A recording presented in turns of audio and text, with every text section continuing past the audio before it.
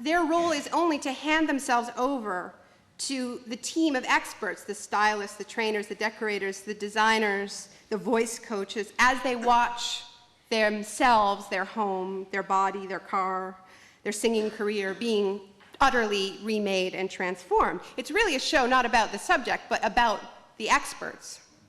And sometimes they have assignments like do a lot of stomach crunches, but they're not measured according to their personal creativity. They are measured on how faithfully they follow the advice of these experts.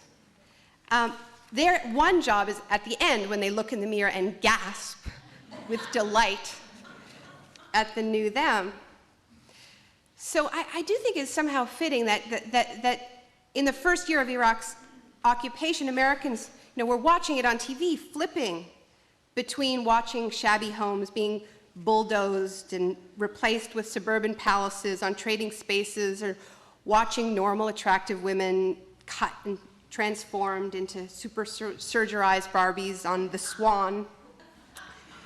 And meanwhile, on Fox and CNN, it was Iraq that was under the knife, put in the hands of a team of experts who had just swooped into the country, taken a quick, disdainful look around, and decided everything must go. That's what Paul Bremer did when he arrived in Iraq. He'd never been to the country before, but the first thing he did was lay off 500,000 people. Relics of Iraq's Stalinist past, he said. Gone. Iraq's army, gone.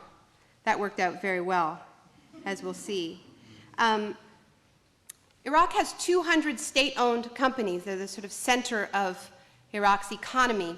Bremer took a quick glance around. 1 month after he arrived in Baghdad, he said, everything must go. They're all for sale.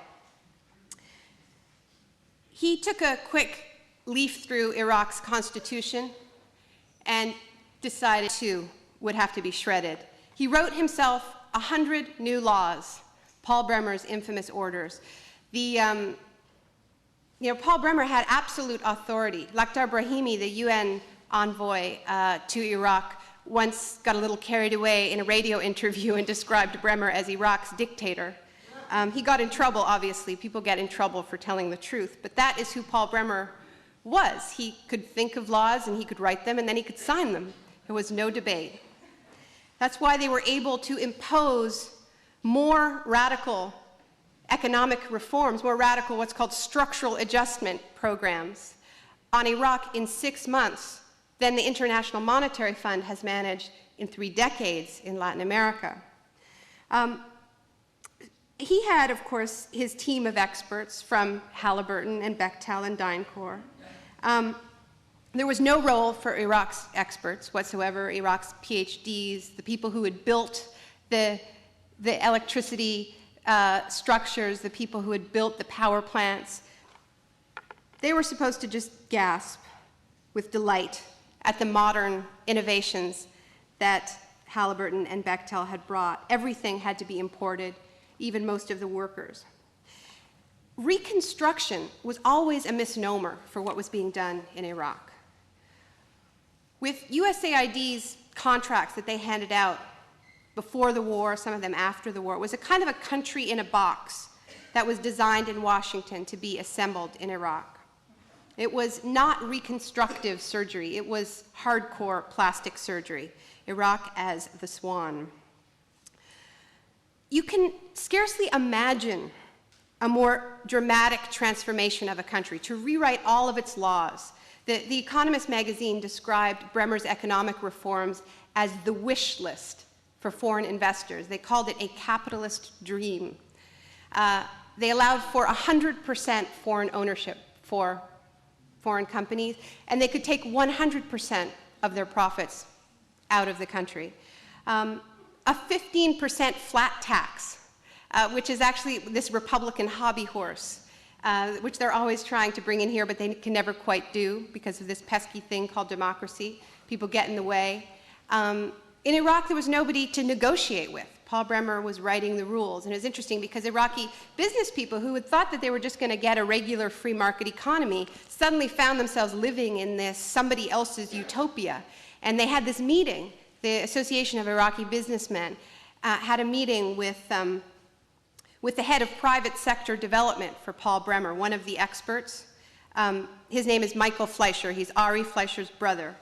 Not only had he never been to Iraq, but he never held a diplomatic post. But he felt that he could pull this off because he was a corporate turnaround specialist. And Iraq was the mother of all turnarounds, which is actually a quote from Thomas Foley, another one of Bremer's team of experts. They had this meeting with Michael Fleischer, and they said, you know, we're going to be driven out of business. We can't compete with Walmart. We've just come out of 12 years of sanctions, and the electricity is still out. How are we supposed to compete in this market? And, you know, these weren't socialists. These were businessmen, but they realized they were all going to be driven out of business. And Michael Fleischer said, he sort of sounded like the guy on Survivor, he said, only the best of you will survive. And then he said, you know, you guys are lucky. The entire Republican Party is envious of your tax code, which is just, you know, they were absolutely explicit that they were living out their ideological fantasies that they couldn't even achieve at home. So the idea, what was interesting about this process was that it was never treated as in any way in conflict with the stated goal of bringing democracy to Iraq. The idea was that they were just modernizing, adjusting. None of these were treated as what they were, which is profound policy decisions that were going to affect the kind of country Iraqis would inherit. They would use words like, instead of government, which is what they were building, they would call it governance. And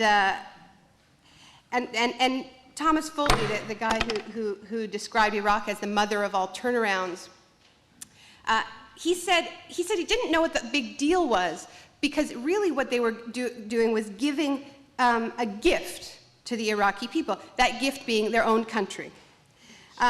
So, of course, the role that had been assigned to Iraqis was the same role that's assigned to contestants on all of these reality TV shows, which is just to look in the mirror and gasp with joy at their shiny new modern country. But it didn't work out that way, as we all know. Iraqis didn't react as they anticipated. They reacted as if 500,000 of them had just lost their jobs at a time when unemployment was at 67%. They acted as if foreign workers were flooding into their country, taking jobs that they believed were theirs, paid for with their own oil money in many cases. You know, in this country we often hear, our tax dollars are going down the tubes and are being misspent in Iraq. In fact, very little US tax money has been spent on reconstruction, and I'll come back to that later. Most of it has been Iraq's own oil money, $20 billion for this exercise. And they reacted as if their country was in fact being sold out and transformed without their involvement, without their consent. Privatization without representation. And they started to resist. At first, most of the resistance to these policies was actually peaceful resistance. Iraqis using some of the freedoms that they did have to say that this was not the kind of country that they wanted. So you started to see very critical articles appearing in these newspapers, in these newly opened newspapers, and on new global Arabic television stations like Al Jazeera and Al Arabiya. You started to see strikes on the streets of Baghdad, demanding jobs and better wages. And horrors of horrors, Iraqis started to have views of their own. Of course, they always had views of their own, but their occupiers found out about them. And there was this poll that was conducted in Iraq that really, I think, had a huge impact on the relationship that the Bush administration would have with the idea of genuine democracy coming to this country. It was a poll that was barely reported on. It was conducted in the fall after the occupation, fall of 2003, by the International Republican Institute. Now, the International Republican Institute is the international arm of the Republican Party, devoted to bringing democracy to the world. What this poll was about was asking Iraqis, if they were given the vote,